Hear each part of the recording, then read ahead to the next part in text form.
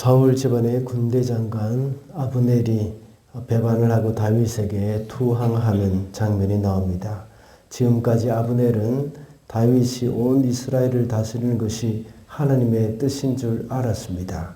그렇지만 자신의 욕심 때문에 25셋을 왕으로 세우고 그를 이용해서 권력을 잡고 있었습니다. 그러므로 주님의 뜻 앞에 우리의 욕심을 굴복해야 한다고 했습니다. 그리고 주님의 뜻을 이루기 위해서는 정당한 절차가 필요하고 또 주님의 뜻은 하나님 나라를 꿈꾸는 자들을 통해서 이루어진다고 했습니다. 아브넬은 다윗에게 가서 언약을 맺고 돌아가는 길에 요압에게 죽게 됩니다. 요압이 아브넬을 죽인 이유는 자기의 동생 아사헬에 대한 보복이었습니다. 아사헬의 죽음으로 인해서 다윗은 크게 슬퍼하면서 애가까지 불렀습니다. 아사헬이 아니고 아브넬의 죽음으로 인해서 다윗이 애가를 불렀죠. 다윗이 아브넬의 죽음을 이토록 슬퍼한 까닭은 온 이스라엘이 평화적으로 통일을 이룰 수 있는 좋은 기회가 사라져 버렸기 때문입니다. 다윗이 다스리는 이스라엘의 왕국은 하나님 나라의 그림자입니다. 그래서 하나님 나라가 하나 되는 아주 좋은 기회가 요압으로 인하여서 무산이 된 것입니다. 요압이 사사로운 감정으로 이렇게 행동한 것이 하나님 나라의 방해거리가 되고 말았던 것입니다. 우리 성도들도 역시 하나님 나라를 위해서 교회를 위한다고 하지만 또 하나님 나라를 위하고 교회를 위한다고 하지만 우리의 잘못된 행동으로 인해서 하나님의 나라가 방해거리가 될 수도 있습니다. 하나님 나라의 방해거리, 그런 존재가 우리가 될 수도 있다는 것입니다. 그래서 오늘은 이 하나님 나라의 방해 요소라는 제목으로 말씀을 살펴보고자 합니다.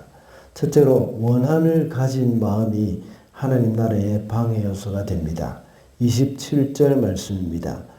아브넬이 헤브론으로 돌아오니 요압이 그와 조용히 이야기를 하려는 듯이 성문 안으로 그를 데리고 들어갔다. 요압은 거기에서 동생 아사헬의 원수를 갚으려고 아브넬의 배를 찔러서 죽였다. 오늘 본문 27절과 30절에서 요압이 아브넬을 죽인 이유에 대해서 분명하게 밝히고 있습니다. 요압이 아브넬을 죽인 이유는 동생 아사헬의 원수를 갚기 위한 것입니다. 지난주에 살펴본 사무엘하 2장의 말씀에서 보면 아브넬이 이제 전쟁에 불리해지자 도망을 갔습니다. 그럴 때에 요압의 동생 아사헬이 그를 뒤쫓아가다가 아브넬의 창에 찔려서 죽었던 일이 있었습니다. 요압은 그 일에 대한 동생의 원수를 갚으려고 이렇게 죽였던 것입니다.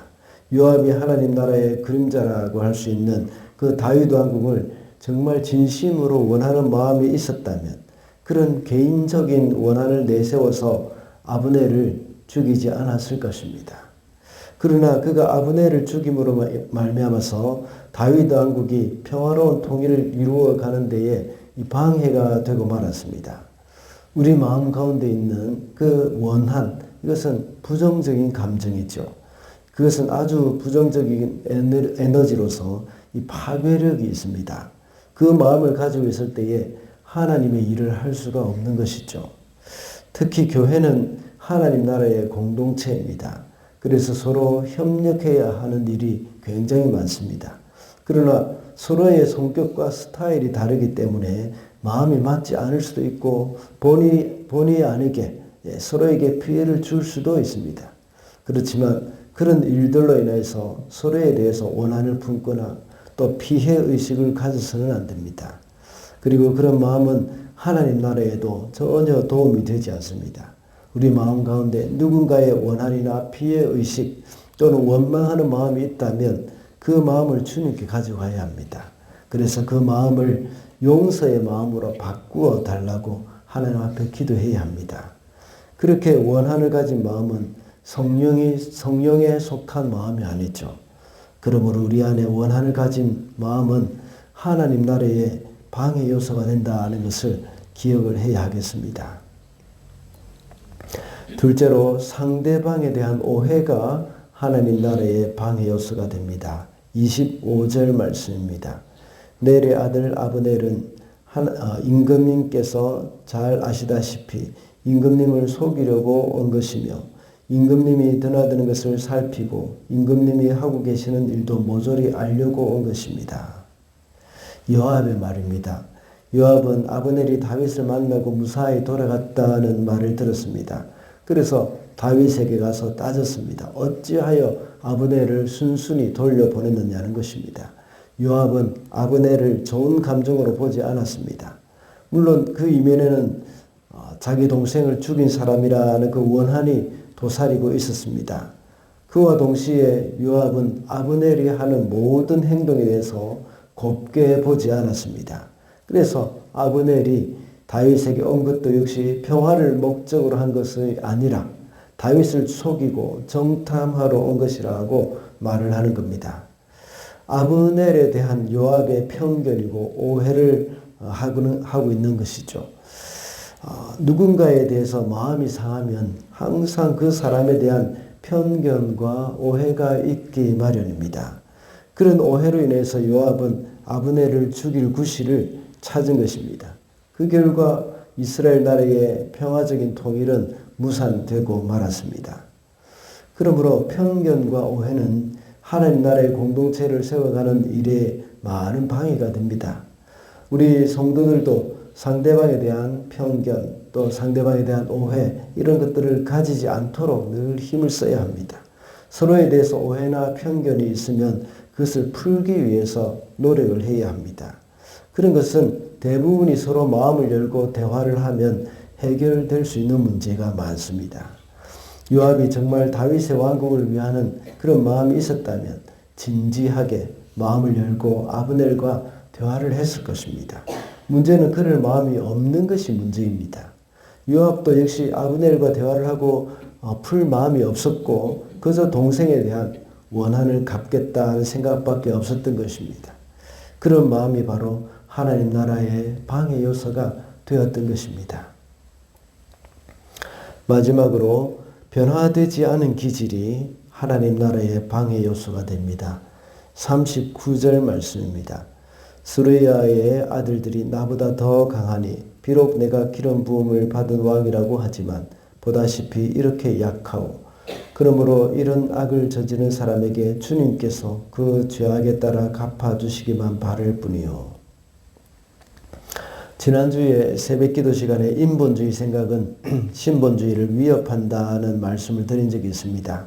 오늘 본문에 나오는 요압도 역시 그렇습니다. 요압은 변화되지 않은 기질을 가지고 평생을 살았습니다.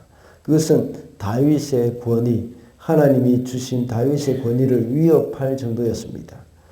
요압은 군사작전에서는 다윗 왕궁에 아주 중요한 일을 하고 있었지만 다윗이 하나님 나라를 이끌어가는 때에는 이렇게 방해가 되는 일들이 참 많았습니다.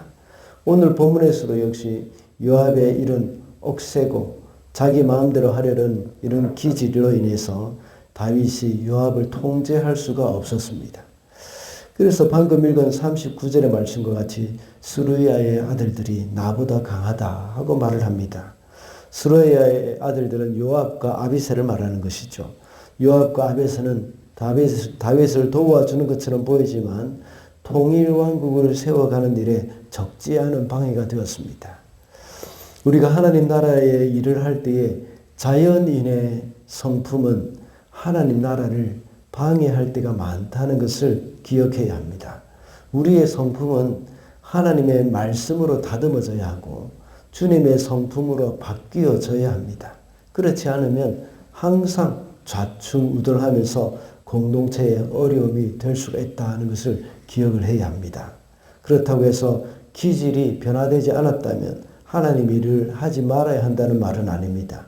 우리 속에 변화되지 못한 기질을 우리에게 하나님께 바꾸어 달라고 늘 기도하면서 우리 스스로를 다듬어 가야 합니다.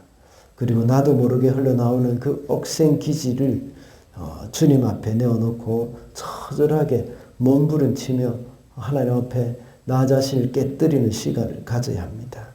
그럴 때 우리는 하나님 나라의 방해꾼이 아니라 훌륭한 일꾼으로 쓰임을 받게 되는 것입니다. 말씀을 맺겠습니다. 오늘은 하나님 나라의 방해 요소라는 제목으로 말씀을 살펴봤습니다. 하나님 나라의 방해 요소는 원한을 가진 마음이라고 했습니다. 그리고 하나님 나라의 방해 요소는 상대방에 대한 오해와 변화되지 않은 기질이라고 했습니다. 오늘도 하나님 나라의 걸림돌이 아니라 디딤돌이 되는 저와 여러분이 되시기를 바랍니다.